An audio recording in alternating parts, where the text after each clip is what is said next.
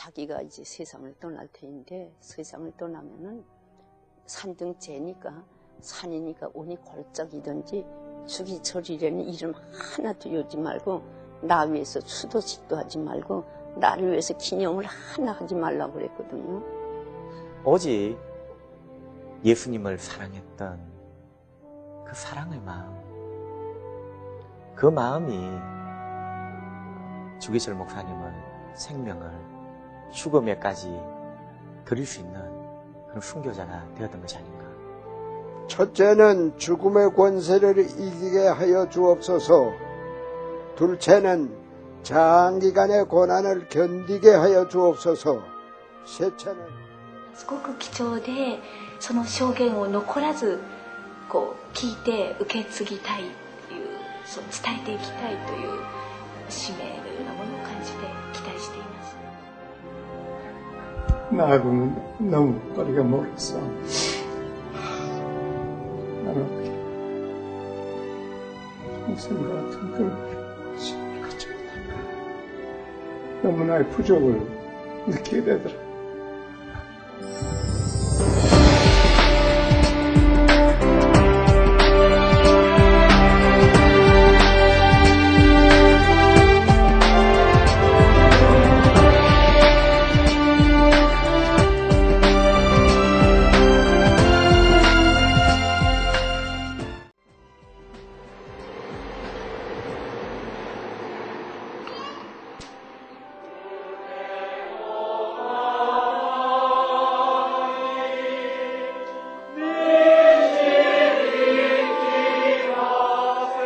오늘 이곳에서는 주기철 목사를 생각하는 모임이 있다.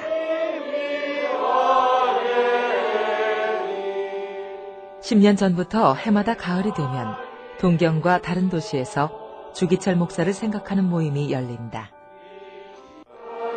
아버님 시절에는 일본하고 우리하고 사실 적이었지만 말이죠. 지금은 오히려 한국이 일본에 선교를 해서 제대로 일본을 정말 그리스도의 나라로 만들어야 하는 것이 돌아간 선신의 마음의 소원이 아니었던가 이렇게 생각을 해보는 말이죠. 주강조 장로는 몇 년째 이 모임에서 간증을 하고 있다. 푸른 소나무처럼 향기로운 백합화처럼 순결한 신앙을 지키다가 순교한 아버지의 삶을 일본인들의 가슴 속에 전하고 있는 것이다.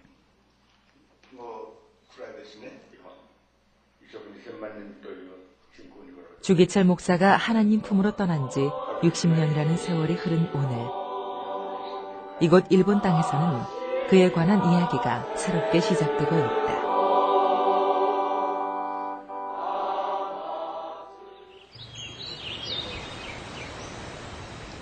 주기철 목사는 1897년 11월 25일 지금의 경상남도 진해시 웅천 일동인 창원군 웅천면 북부리에서 태어났다.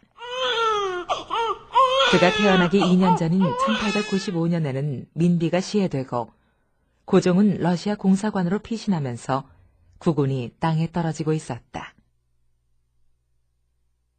1897년 고종의 황제 즉위식이 있은 지 한 달 뒤 아버지 주현성과 어머니 조재선의 넷째 아들로 태어난 주기철. 그의 전생에는 일제가 이 땅을 지배한 암울한 역사와 맞물려 흘러가게 된다.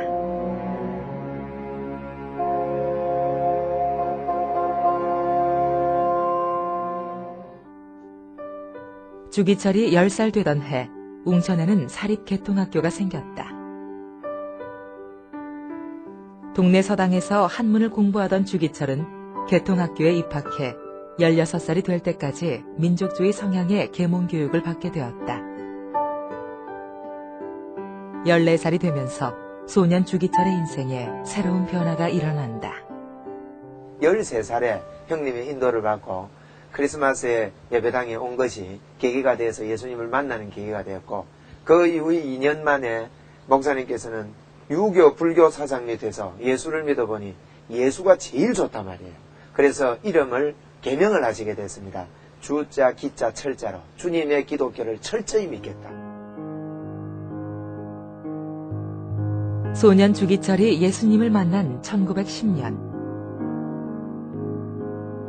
그는 보이는 나라를 잃었지만 하나님 나라를 얻게 되었다. 아버지 주현성은 아들들의 전도로 믿음을 갖게 되었고 신앙이 깊어지면서 주위 사람들의 존경을 받았다. 주기철은 개통학교 졸업반이던 1912년에 웅천에 내려온 이광수의 계몽 강연을 듣고 평안북도 정주에 있는 오산학교에 갈 것을 결심한다. 신민회 핵심 요원인 남강 이승훈에 의해 설립된 오산학교는 서북 지역을 대표하는 민족주의 사립학교로 명성을 떨치고 있었다. 주기철이 입학할 무렵에는 보수적 신앙을 가진 조만식이 교장으로 취임했다.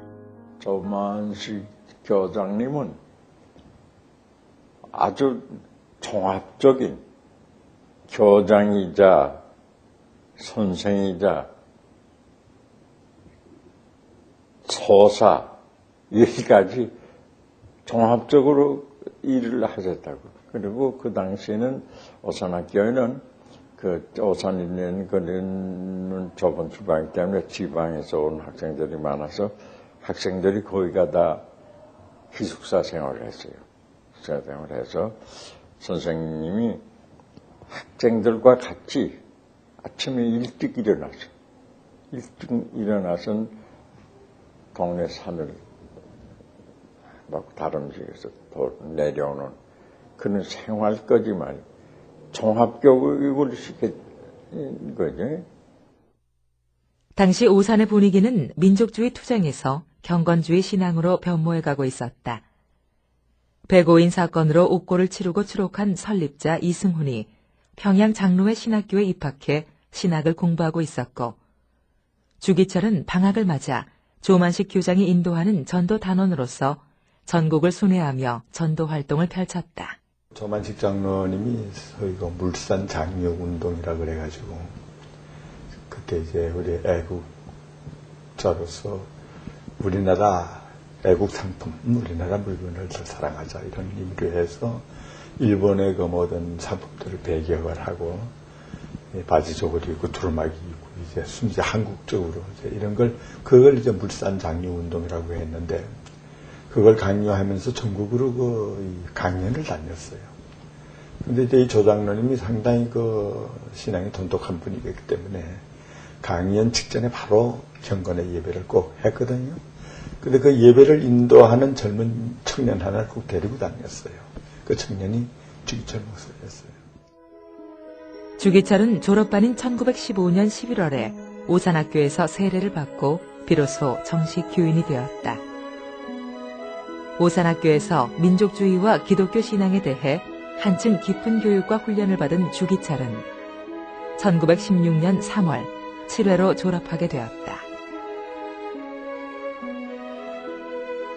청년 주기철은 졸업 후 바로 연희전문학교 상과에 진학한다.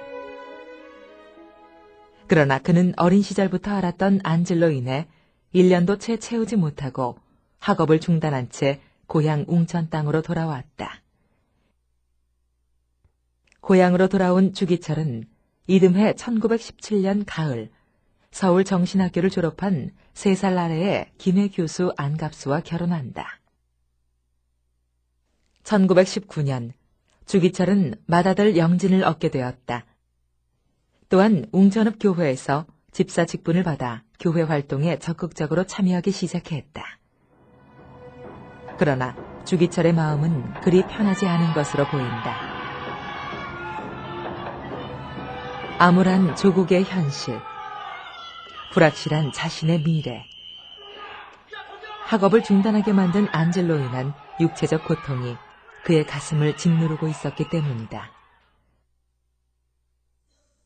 날 불안케 하는 것은 무엇인지, 내 본체는 무엇인가, 난 무엇을 원하고 있는 것일까,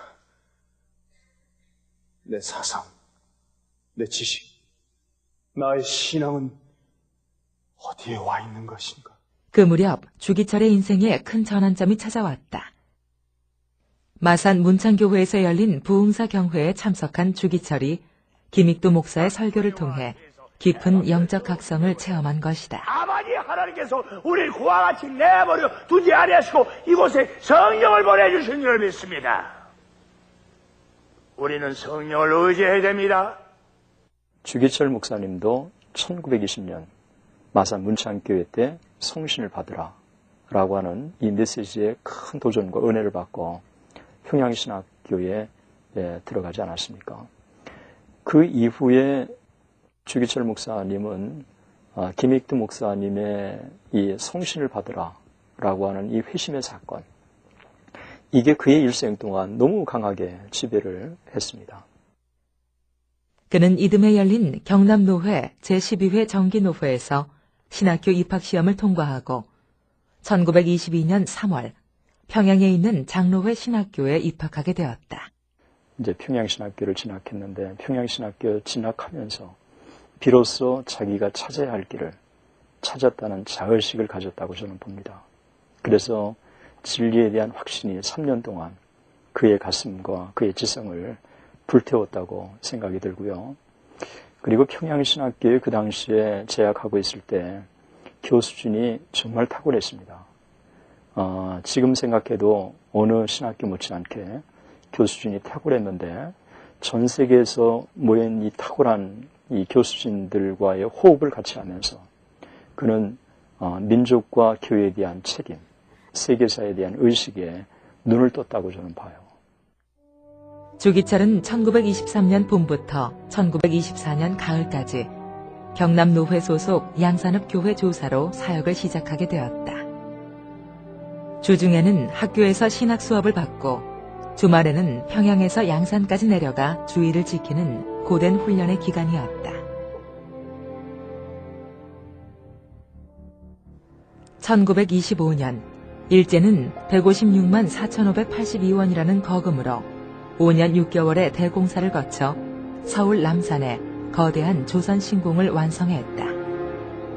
그리고 경성부 내에 있는 각급 학교에 신사참배를 시행하도록 했다.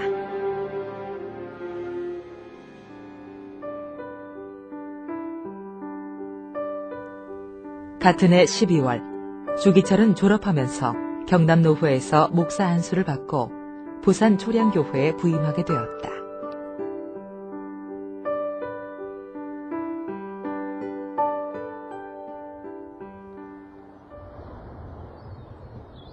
신사참배를 반대하다 순교의 피를 뿌린 주기철 목사. 조선 땅에 신사가 세워지는 그 해에 목사로서의 첫 사역이 시작되었다는 사실은 결코 우연의 일치가 아닐 것이다. 그것은 이 민족을 구원하려는 하나님의 또 다른 섭리였다.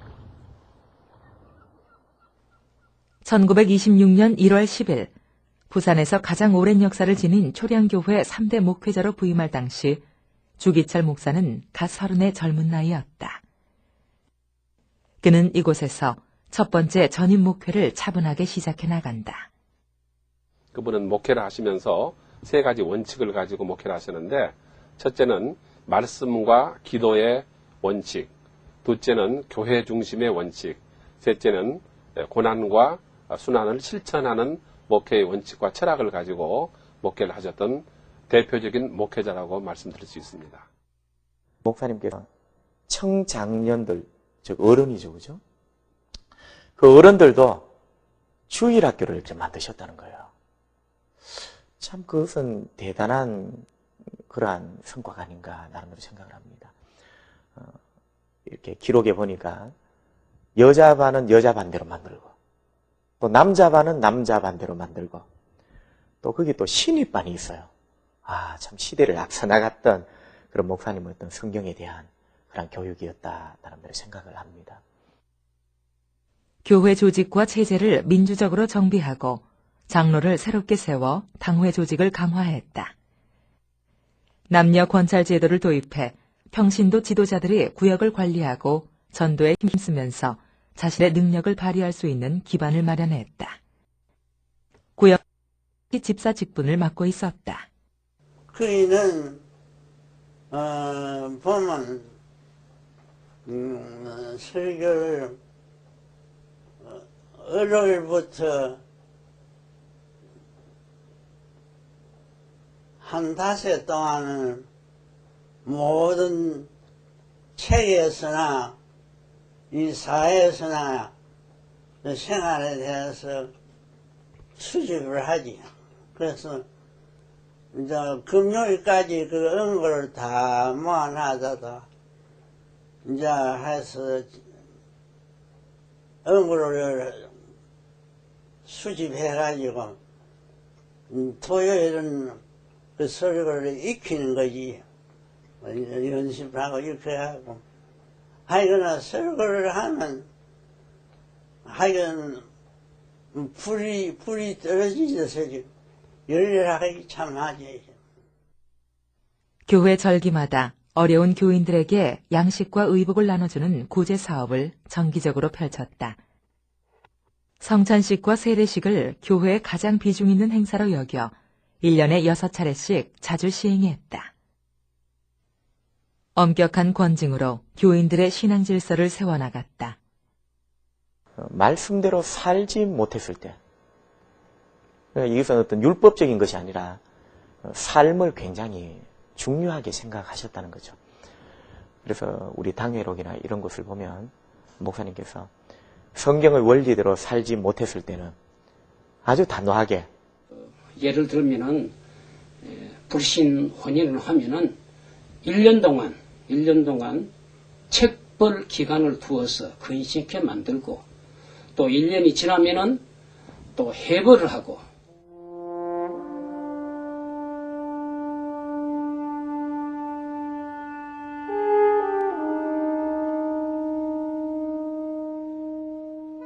교회 재정 관리에 대한 특별한 방법을 채택하기도 했는데, 교회 각 기관의 회계장부를 1년에 4차례씩 검열하고 공개해 재정 운영의 공정성을 기하도록 했다. 주기철 목사는 부임한 해부터 경남노회에서 운영하는 부산 경남 성경학원 교사로 출강했다. 저희 아버님이 부산 경남 성경학교에 입학했을 때 이곳에서 주기철 목사님을 만났습니다. 주기철 목사님은 그때 경남 성경학교에서 로마서를 강해하고 있었지요. 근데 아버님이 일기에 볼 것 같으면 이런 말이 있어요. 주기철 목사님이 로마서 강해는 바로 은혜의 부흥 시간이었다. 그러니까 상당히 은혜를 많이 받은 것 같아요. 그의 목회 기간 동안 200여 명의 교인들은 400명 정도로 늘어났으며, 이는 목회자로서 헌신적인 희생이 뒷받침된 결과였다. 하나 여러분, 부흥회 목사에 나가면 거기서 이제 주지. 그러나 목사님은 그걸 받아서 교회에다 내놓지. 그냥 내가 여기서 얼굴을 받는데 그걸 받아서 내가 해야 되거든요. 교회에다 내놓는 게 받아가지고 그거는 주목사 외에는 그런 사람이 없지. 초량교회 재임 기간 동안 노회 활동에도 적극적으로 참여했는데, 경남 노회록에 24회, 28회 부노회장을 역임했다고 나와 있다.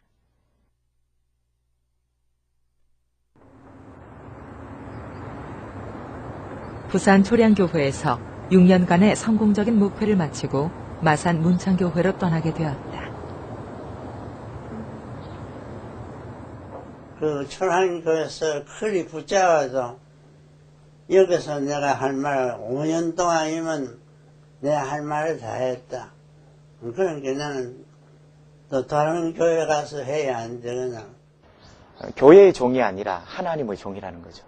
교회의 종이라면 교회와 더불어 안주했을 텐데, 하나님의 종이었기 때문에 하나님이 원하시는 곳에 그분은 언제나 달려갈 준비가 되었던 것 같아요.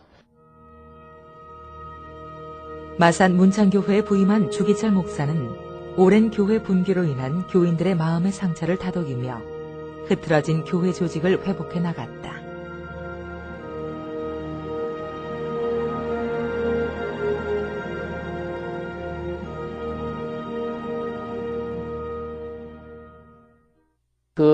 많은 사람들이 갈려 나갔기 때문에 노회나 총회에서 정권위원이 파송이 돼서 그걸 수습을 하기도 하고 해서 어려움이 있었는데 그 수습 위원 가운데 함태영 목사님이 법관입니다. 그분이 옛날 부통령 하던 분인데 그 목사님이 오셔서 법적으로 이걸 이제 잘 정비하고 수습하고 다 했습니다.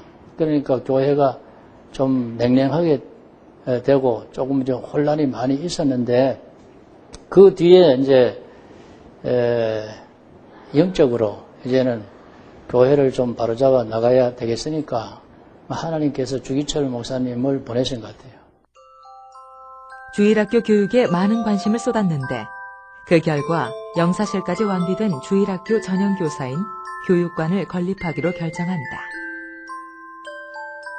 가난하고 어려운 교인들을 향한 구제 목회는 마산 문창교회에서도 계속 이어졌다. 초량교회 목회 시절에 이어 문창교회에서도 교회와 교인들의 신앙 질서를 해치는 행위에 대해 단호하게 질의했다.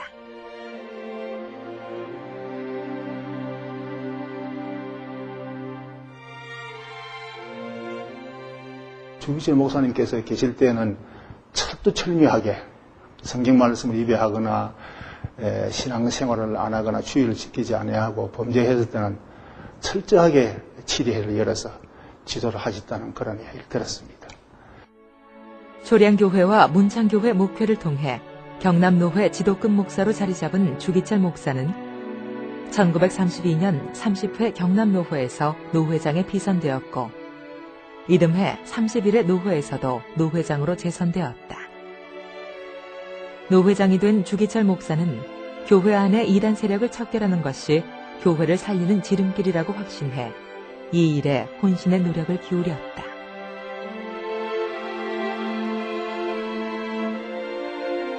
그러나 1933년 사랑하는 아내 안갑수 사모를 하나님 나라로 떠나보내는 슬픔을 겪는다.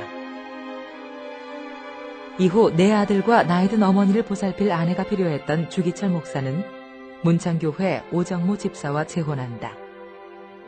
평양 정의여학교를 졸업하고 마산 의신여학교에서 학생들을 가르치던 오정모 집사는 규칙적인 기도 생활, 완벽을 추구하는 엄격한 신앙 훈련을 해오던 믿음의 여인이었다. 그런데 예배 드릴 때는 언제든지 찬송 성경하고 기도하고 또 우리 선생님들이 간단하게 설교를 하시고 이랬는데 그때 그 설교도 너무 어쩌든지 참 말씀으로 뜨겁게 우리에게 가르쳤어요. 그래서 우리 오정무 선생님은 참 신앙이 좋다 그런 걸 우리가 그때도 알았어요. 1935년 12월 주기철 목사는 평양 장로회 신학교 사경회 마지막 날 일사각오라는 유명한 설교를 남겼다.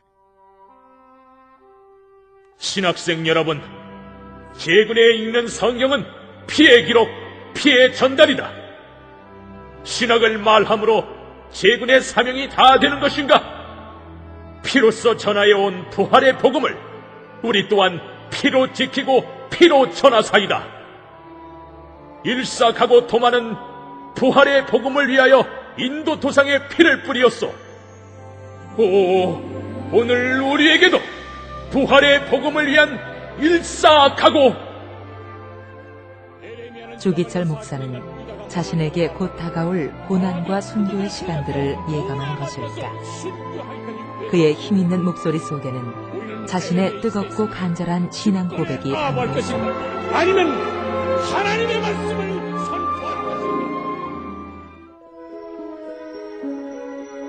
것입니다. 1936년 주기철 목사는 평양 산정현 교회에 부임하게 된다. 1929년 6월 26일 기독신보에 산정현 교회가 소개되어 있다. 1906년에 술막골 예배당 한간을 얻어가지고 장대현 교회에서 분립한 후 여러 가지로 교회 발전에 남달리 특별한 열성을 다하여 왔다. 동교회의 직원 전부가 전 평양교회나 사회에 있어서 모두 지도자이며 모두 지배자인 것이다. 산정현 교회에는 주기철 목사의 오산학교 스승이었던 고당 조만식 선생을 비롯해 김동원, 유계준, 오윤선 등의 민족주의자들이 장로로 심우하고 있었다. 1930년대 들어서면서 일제는 황국 신민화 정책을 적용해 천황을 중심으로 한 일본 국가 종교인 신도교육과 신도의식을 한국인들에게 강요했다. 그야 일본 놈의 이름이 있는 매달 첫날은 무슨 애국일이라고 그래가지고 첫날은 온 국민이 신사에 가서 참배하라 어쩌자 그런 거니까 열이 피하고 고리 피하고 그래서 그 날짜가 정말 있긴 그때는 어둠에는 노행하는 것처럼 노행을 해서 가가지고 결석을 하고 왜 안 왔댔냐면 어둠에 내가 가서 어디 못했다면 그 증거를 대라 어디라서 그걸 갖다 대기도 하고 별의별이 다 있었지. 남쪽 땅에서 성실하게 목회를 감당하던 주기철 목사를 일제의 횡포가 극심한 평양으로 부르신 하나님의 계획은 무엇이었을까? 한국 교회를 파괴하기 위한 일제의 무서운 공격 앞에 무릎 꿇지 않는 주기철 목사와 산정현 교회를 통해 소망을 찾고자 하신 것은 아닐까? 주기철 목사는 누구보다 민족의 독립을 열망하고 있었다. 개통학교와 오산학교 시절의 교육을 통해 형성된 민족의식은 막내 아들의 이름을 조선이여 빛나라 의미의 광조라 지은 데서 엿볼 수 있다. 그러나 그가 생각한 민족주의는 일반 사람들이 생각하는 민족주의와는 달랐다. 이 민족이 하나님 앞에서 죄를 자복하고 죽게 돌아오는 것이 민족을 살리는 길이라고 믿었다. 주기철 목사님이 평양 산전교회에 부임하고 나서 첫 설교가 이런 설교했다고 알려져 있습니다. 오늘 이 자리에 모인 분들은 도덕을 행함으로 선하게 살기 위해서 오신 분도 계시고 이 나라의 독립을 위해서 오신 분도 계시고 예수를 믿고 영생의 도리를 알고 믿음으로 살기 위해서 오신 분도 계신 줄 압니다. 그러나 독립운동하기 위해서 오신 분이 있다면 지금이라도 당장 나가주시오. 이런 설교를 했다는 기록이 나옵니다.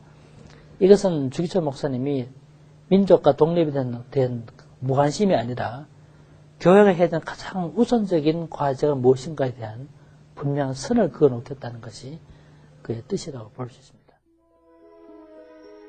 주기철 목사가 부임한 이듬해 산정현 교회는 전 교인이 하나가 되어 평양에서 가장 웅장하고 화려한 신축 예배당을 완성하게 된다.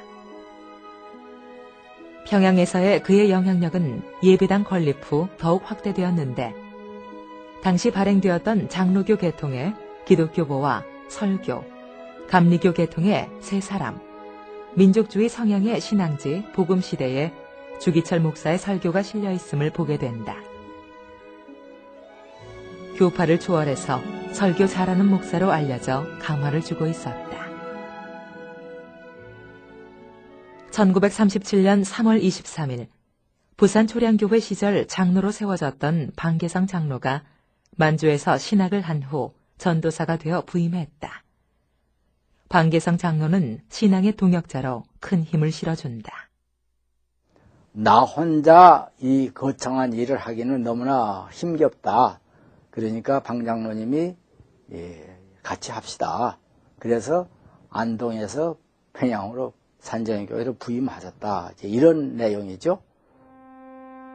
1937년 대구에서 열린 제26차 총회에서 주기철 목사는 주강사로 새벽 기도를 인도했다. 그는 십자가의 길로 가자, 하나님이 제일 미워하는 죄, 예수를 사랑하는 마음이 변하지 말자는 제목으로 설교했다. 하나님이 제일 미워하는 죄, 신사참배를 하지 말며 예수님을 사랑하는 마음으로 십자가를 질 것을 당부하는 설교 속에 그의 확고한 믿음이 담겨 있다.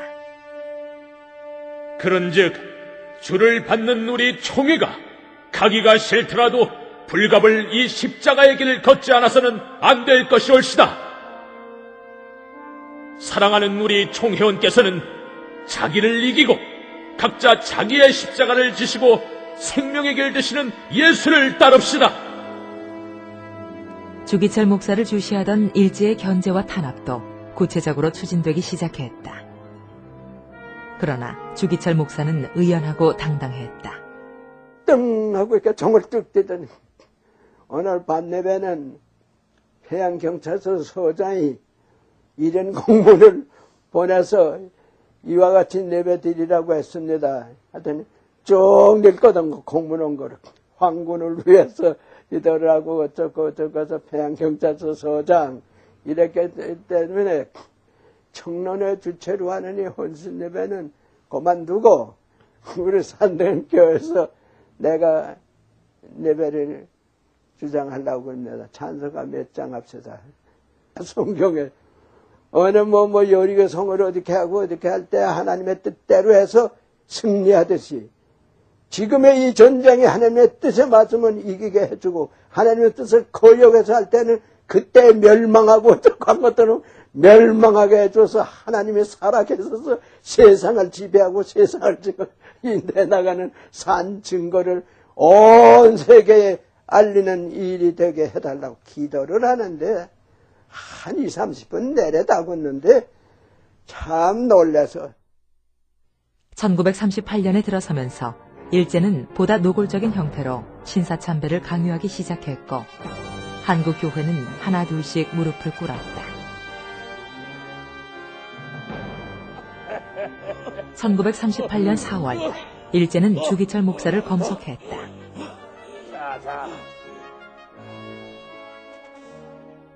6월에 풀려난 주기철 목사는 일본 기독교회 의장 도미타 목사 일행과 산정현 교회에서 간담회를 갖는다. 한국 교회의 신사참배를 회유하고 설득하기 위해 마련한 이 자리에서 주기철 목사는 다음날 새벽 4시까지 격렬한 토론을 벌이면서 신사참배에 대한 반대 입장을 굽히지 않았다. 일제는 제27차 조선 예수교 장로회 총회에서 신사참배가 가결되도록 치밀한 준비를 감행한다. 주기철 목사는 1938년 8월에 의성 농우회 사건에 연루되어 의성경찰서로 연행되었다.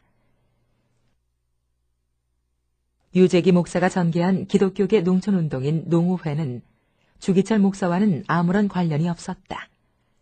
다만 총회가 열리기 전 그가 평양을 떠나도록 하기 위한 수단이었다. 그는 교회원들이 신사참배를 하기만 하면 모두 풀려날 것이라고 경찰들이 하는 이야기를 들었다라고 했습니다. 신사참배하지 않은 사람들, 목사들은 신사참배를 하지 않았다는 이유로 감옥에 갇혀 있었습니다. 교회원들을 체포한 진짜 이유는 신사에 가서 참배를 하지 않은 것이었다는 겁니다. 총회 둘째 날, 일제에 짜여진 각본대로 신사참배는 가결되고 말았다. 그리고 부총회장 김길장 목사 인솔하에 27개 노회장들이 총회를 대표해 평양신사에 가서 참배를 하게 된다. 평양경찰서 유치장에서 총회의 신사참배 결의 소식을 전해들은 주기철 목사는 탄식했다. 내 주 예수의 이름이 땅에 떨어지는군. 평양아, 조선의 예루살렘아, 너에게서 영광은 떠났도다. 우뚝 솟은 모란봉아 통곡하여라. 대동강아 나와 같이 울자.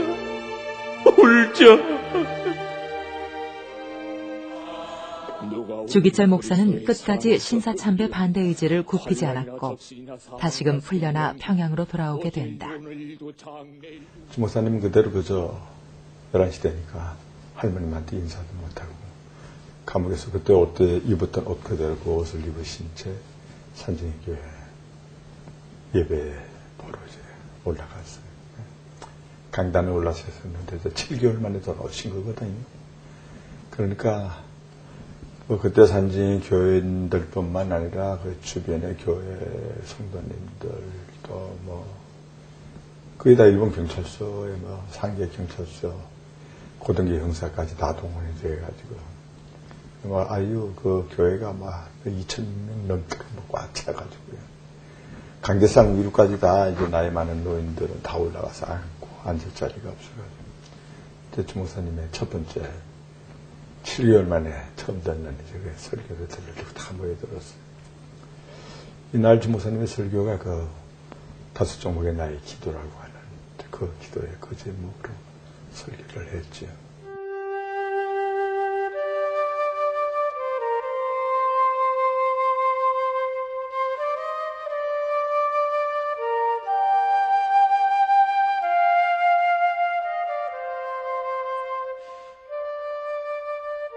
일제는 목사 사면을 거부하고 계속해서 목회와 설교를 하는 주기철 목사를 파면시키기 위해 1939년 10월 검속을 실시한다. 일제는 조직적이고 끈질기게 산정현 교회 해체 공작을 진행했다. 이에 맞서 산정현 교회 교인들의 신사참배 반대운동도 본격적으로 진행되었다. 산정현 교회 강단은 그 당시 협동 목사로 심우하고 있던 버넷을 선교사가 대신 맡게 되었다. 주 목사님이 감옥에서 돌아올 때까지 내가 강단 설교를 하도록 부탁하였고 나는 기쁨으로 그렇게 하였습니다. 주기철 목사는 2월 말 돌아왔지만 목회를 하는 것이 불가능할 정도의 몸 상태였습니다. 그래서 제가 몇 달 동안 저녁 예배를 인도하였습니다. 1939년 10월 평양경찰서는 산정현 교회에 신사참배에 불응하면 산정현 예배당 폐쇄라는 통지문을 보냈다. 그러나 산정현 교회 교인들은 참배 결의를 유예하며 경찰의 요구에 몇 개월을 버텼다. 주기철 목사님의 투쟁 의지가 끊어지지 않도록 뒤에서 뒷바라지 해주고 또 이 사모님과 모든 가족들을 돌봐주었던 이 산정현교회 교인들. 그래서 목사님이 감옥에 들어가 계실 때에도 산정현교회 강단에는 신사참배를 수용한 목회자들은 절대 서지 못하도록. 그래서 목사님과 함께 교인 전체가 신사참배 저항운동에 참여했던 것은 참 아름다운 한국교회 저항운동으로 기록될 만하죠. 1939년 12월 평양노회는 임시노회를 소집해 주기철 목사의 목사직 파면 처분을 결의하고 이인식 목사를 산정현 교회 당회장으로 임명했다. 그러자 경찰이 나서서 주 목사는 목사직에서 파면되었다는 점을 확인해 주었습니다. 노회 임원들은 순순히 받아들였습니다. 인쇄된 노회원 명단에는 주 목사의 이름이 없었습니다. 노회원 중 누구도 이 일을 제기하지 않았고 결국 주 목사는 목사직에서 파면되고 말았습니다. 저들은 지난 12월 임시노회에서 이인식 목사를 산정현 교회 당회장으로 선정했습니다. 1940년 3월 부활주일 아침, 일제는 산정현 교회를 폐쇄하기에 이른다. 평양노회 또 7 목사가 산정현 교회 강단을 그때 강제로 점령을 해요. 그리고 이제 그들에 의해서 예배가 인도되려고 합니다. 그 당시에 이제 그 양재현 장로님 나오죠. 그분이 인도로서 내주는 강한 성이요. 온 교인들이 앉아서 그걸 아주 강한 곡조를 불렀거든요. 그 자리에 있었죠. 왜냐 아버님이 그 형사들이 이제 그 강대산 뒤로 와가지고 이제 불러내서 그 사무실 그래서 중지시키라 그러니까 아버님이 나로서는 그 중지 못 시킨다. 그러니까 이제 뭐 강제로 그 다음에 해산을 시켜야 되겠네. 그러니까 아버지 이제 종로경찰서로 이제 걔네들이 데리고 가시고 그 다음에 막 형사들이 와서 교회들 막 해산시켜가지고 그리고 그날 이제 교회 문을 이제 완전히 봉한 거지. 어떻게 해서 연행을 했느냐 그러면 거기 형사들이 이제 정면에 서서 강대 옆에 형사들이 서가지고 누가 강하게 부르느냐 찬송가를 내주는 강한 성이요. 계속해서 부르니까 그것을 딱 지명해가지고 그 사람들만 딱 빼서 데리고 간 거예요. 교회 사택이 있었는데 이 사택도 청해에 속한 거라고 너희는 청해에서 벗어난 사람이라고 청해 말 안 듣는다고 그 너머를요 줄줄줄 끌어 목사가 그랬어요. 줄줄 끌어다가 그 목사 사모님이 또 교회 안 나. 이거 사택은 우리 산지교회 사택이다. 내가 어떻게 나를 감히 끌어내냐고 하는데 그 젊은 목사들이 그저 줄줄 꿇어다가 대문 밖에 내놓고 그렇게 그런 거를 그저 희미하게 지금 생각나네요. 산정현 교회 교인들은 교회 폐쇄에도 굴하지 않고 최정민 목사, 방계성 전도사, 이인재 전도사 등의 집에서 돌아가며 주일 예배를 드렸다. 또한 교인 가정을 구역으로 나눠 백인숙 전도사와 오정모 집사가 신방하면서 신앙을 지도했다. 이 같은 지하교회 형태의 신사참배 반대운동이 시작되면서 산정현 교회는 신사참배 반대운동의 중요한 거점이 되었다.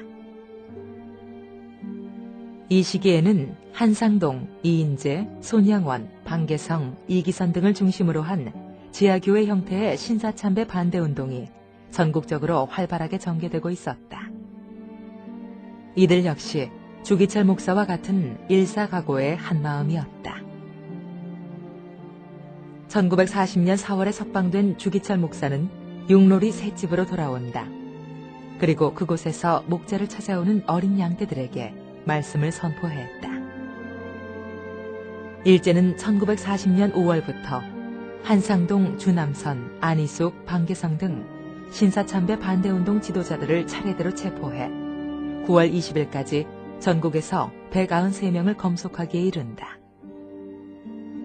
주기철 목사는 석방된 지 5개월 만인 1940년 9월 마지막 검속을 당한다. 그날 아주 유별나게 저희 가족도 자모해 놓고 할머니를 위해서 기도하자고 그러시면서 이 몸은 늙은 할머니를 더 이상 봉양을 하지 못합니다. 예수님 십자가에 못 박혀 달리실 때 그 밑에서 동의하시는 마리아를 보시며 제자 요한에게 어머니를 부탁하셨던 당신의 심정을 이제 내가 알 것 같습니다. 는 늙은 어머니를 주님 당신 앞에 맡깁니다. 자기 어머니한테 목사가 마지막 채운 줄 알고 어머니한테 한 80에 난 할머니가 이다 빠지고 그랬는데 내 목사야 니 어디 가노 날 주고 어디 가노 그거 맨발로 따라 나오는데 그 모양을 그걸 뭐 볼 수가 있나. 아니 이게 뒤돌아다보고는 마음이 약해질까봐 돌아도 안 보고 어머니 안내에 계세요 하고 큰 소리를 이렇게 꿀보가고 하고. 이 무렵 주기철 목사 가족들에 대한 경찰의 감시와 통제가 한층 강화되었다. 접촉을 하면 못하도록 하고 거기 늘 감시하고 이랬거든요. 그러니까 주 목사님 가족들이 고생을 많이 했죠. 참 너무도 안타깝게. 그래서 저희 어머니가 이제 이런 헌겁에다가 쌀 같은 거 이렇게 쌓아가지고는 주 목사님 집 근처에 가시는 거예요. 가셔가지고는 쫙 지나가다가 그 담 너머로 던지는 거예요. 그때 밖에 뛰어나가 보면 그런 쌀주머니가 서너 개, 4개, 5개 이렇게 떨어져 있다고요. 한자간에 부자란히 주워가지고 와가지고 이제 그게 이제 우리 양식이라 말하자면 말이죠. 이게 정말 하늘에서 떨어진 양식이라고 어머님은 좋아하시면서 그걸 가지고 꼭 수수죽을 끓여주었어. 수수죽을 끓여가지고 우리 앞에 딱 내놓으면은 그릇은 제법 큰데 죽그릇은 좀 컸어. 그런데 어머님 조건을 꼭 따라 2끼로 나누어 먹어라. 신사참배 반대하는 목사 자식이다 그래가지고 계속 퇴학을 당해서 저희 아버님 같은 경우에는 초등학교를 7번인가 8번인가 퇴학을 당해서 나중에 17살쯤 돼가지고 평양에 있는 성경불학부라고 하는 데를 겨우 졸업을 했어요. 그러니까 제대로 교육을 못 받으신 거죠. 그러고 난 다음에 또 이제 부산으로 이제 혼자서 이제 도망쳐 내려갔죠. 도망쳐 내려갔을 때도 에리논이라고 하는 고아원에서 자라셨어요. 그러니까 거기서도 뭐 제대로 이제 교육도 못 받으신 거죠. 그 에리논에 있으면서 부산에 있는 그 통공장이라 가지고 통나무를 만드는 공장에서 이제 일을 하시면서 겨우겨우 사셨는데 일제는 주기철 목사의 신사참배 반대 의지를 꺾기 위해 그의 가족들을 동원하기도 했다. 우리들 보는 데서 공중에 손을 위로 올려가지고 비거리 매달아 놨습니다. 달랑달랑 매달아 놓고, 그다음 형사한테 몇 명이 나오더니, 그 방에 있는 몽둥이, 칼, 뭐 하여간 고문하는 힘들이 잔뜩 있더라고요. 뭐. 거기다 들고 나와서 두들겨 패는데, 치면 저쪽으로 날아가고, 저기서 치면 이쪽으로 날아가고, 뱅글뱅글 돌리면서 그게 두들겨 패더라고요. 근데 아버님 기절하기 벌써 전에, 내 옆에 있던 할머니는 시작할 때 벌써 뒤로 퍼거버지더니 그대로 혼절하고 혼뿌리고, 또 그 옆에 앉아있던 저희 어머니는 깍지 끼우더니 고개 돌리고 주여 하면서 계속 기도만 하시더라고요. 아버님이 한참하고 뱅글뱅글 돌다가도 축 늘어졌는데 한 15대 맞았는데 저도 기억도 없어 아이가. 1944년 주기철 목사의 건강은 눈에 띄게 악화되기 시작한다. 4월 13일 병감으로 옮겨진 주기철 목사는 4월 21일 오후 4시 아내 오정모 사모와 마지막 면회를 한다. 어머님이 아버님을 의자에 앉히신 다음에 첫마디였습니다. 목사님, 당신은 꼭 승리하셔야 합니다. 목사님, 당신의 승리를 위해서 삼정의 교회 2000여 성도님들이 오늘도 밤을 지새워가며 기도하고 있습니다. 아버님은 그 말을 그대로 받았어요. 나를 위해서 기도해 주시오. 내가 살아있는 한 뜻대로 감옥 문 밖을 나가지 않을 거예요. 내 오래지 않아 주님의 나라로 갑니다. 내 하늘나라에 가서 선정의 교회와 조선교회를 위해서 기도할 거예요. 내 이 죽음의 하나를 썩은 미랄에 대해서 조선교회와 조선을 구해주기를 바랄 거예요. 형무소 소장이 경보석을 시켜준다니까 모시고 나가고 싶은 그런 생각이었는데 아버님이 끝끝내 거기에 대해서 말을 안 하고 뒤돌아왔으니까 오히려 어머님 쪽이 좀 더 미련이 남았어요. 그 얘기를 통 안 하신다 하시면서 아버님 등 뒤를 향해서 한마디 했어요. 목사님 마지막으로 무슨 부탁하셨어? 오 없으시냐? 간세동에 옆에 있던 아버님이 그때 저희 어머님을 이렇게 뒤돌아보시더라고요. 그리고 손을 한번 흔들어 주시면서 제일 마지막 말씀이었습니다. 여보, 나 따뜻한 숭늉 한 사발 좀 먹어봤습니다. 주기철 목사님이 옥사하셨다 하는 소식이 그 감옥에서부터 나왔단 말이에요. 하니까 오정모 집사가 주목사 사모님 오정모 집사 우리 집으로 와서 장로님 계십니까? 우리 어르신네 하는데 나 그때 보니까 참 울어서 눈물이 이렇게 흐르면서 말을 하면서 쓱쓱 웃으면서 일하는 그 얼굴 내가 처음 사람이 울는 거죠. 얼굴도 다 이제 이런데 웃으면서 승리하셨습니다. 장로님 승리하셨습니다. 우리 목사님 돌아가셨습니다. 승리하셨습니다. 하면서 울면서 눈물이 이렇게 나오면서 그 안 나오는 웃음으로 웃으면서 우리한테 주기철 목사가 감옥에서 돌아갔을 때는 이 얘기를 오정모 그 사모가 우리 집에 처음 와서 이제 일제는 주기철 목사의 장례식 자체를 막으려 했지만 산정현 교회 장로와 교인들은 5일장으로 치르기로 했다. 장례식은 평양 제2고등보통학교 교문 앞 공터에서 300여 명이 참석한 가운데 거행되었고 주기철 목사의 유언대로 돌박산 기독교 묘지에 묻혔다. 주기철 목사의 순교는 산정현 교회 교인들과 그를 아는 많은 이들에게 충격과 슬픔을 주었다. 그때 저희 할아버님이 계셨는데 할아버님이 주기철 목사님의 순교 소식을 감옥에 계신 우리 아버님 손양한 목사님에게 그걸 이제 편지로 알렸어요. 그랬더니 아버님께서 이제 그 편지를 받고는 상당히 상처를 많이 입으셨는가 봐요.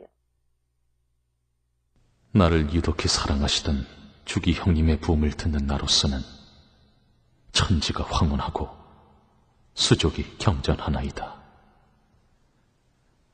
노모님과 아주머니께 조문과 위안을 간절히 부탁하나이다. 그런데 병명은 무엇이었으며 별세는 자택인지요 큰댁에선지요 알려주소서.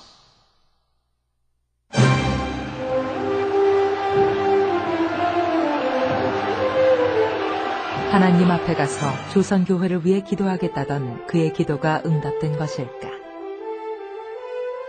8.15 해방과 함께 신사참배 반대로 인해 감옥 생활을 했던 주님의 자녀들이 빛을 보게 되었다. 그리고 5년 동안 굳게 닫혀 있었던 산정현 교회의 문도 활짝 열리게 된다.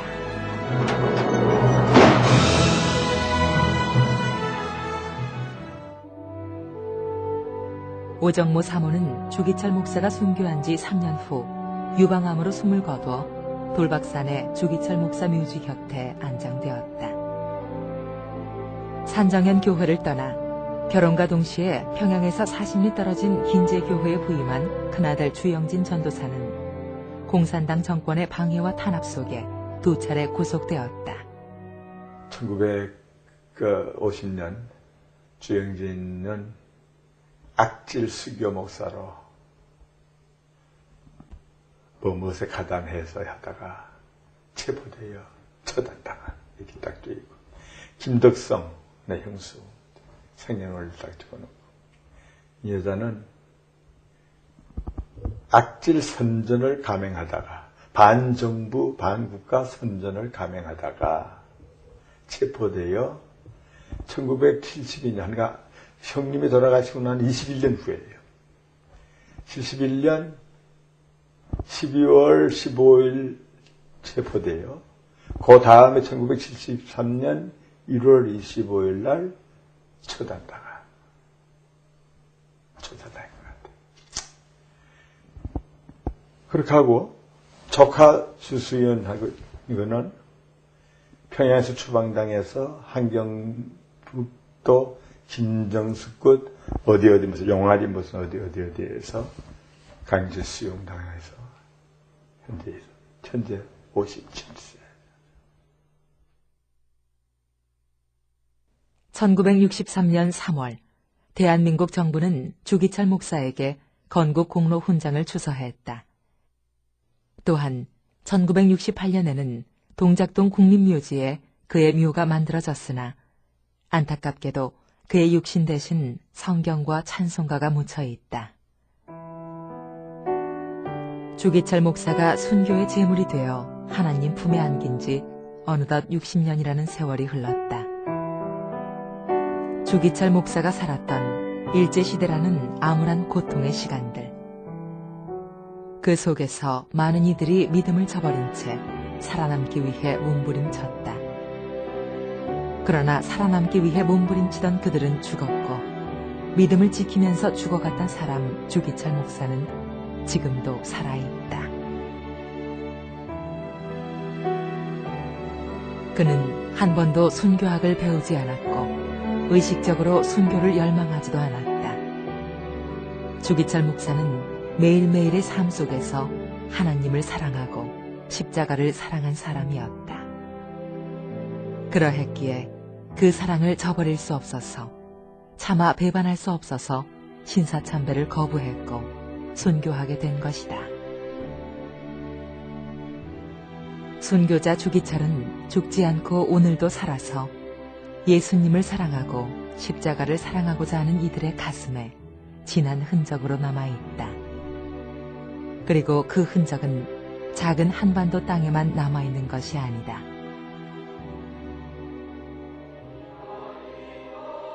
이곳 일본 땅에서도 하나님을 사랑하는 이들의 가슴 속에 남아있는 것이다. 信仰というのは本当に命がけ、そして神様は本当に真実な方であるということが主義長牧師の生き方から本当に教えられ、今も教えられ続けています。一死覚悟で十字架を語る。そうするとその十字架の言葉がその人、聞いた人の魂に一生涯残る。私たちもキリストのことを語る時にはそういう語り方をしなければいけないということを学びましたね。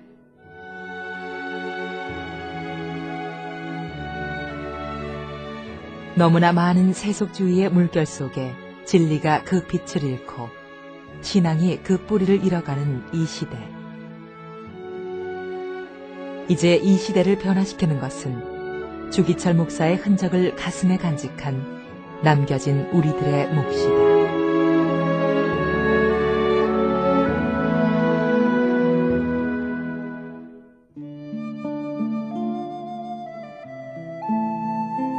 나의 사랑하는 교우 여러분, 그리스도의 사람은 살아도 그리스도인답게 살고 죽어도 그리스도인답게 죽어야 합니다. 죽음이 무서워 예수를 저버리지 마시오. 풀의 꽃과 같이 시들어 떨어지는 죽음을 아끼다가 지옥에 떨어지면 그 안이 두렵습니까? 한 번 죽어 영원한 천국 복락 그 안이 즐겁습니까? 이 주목사가 죽는다고 슬퍼하지 마시오.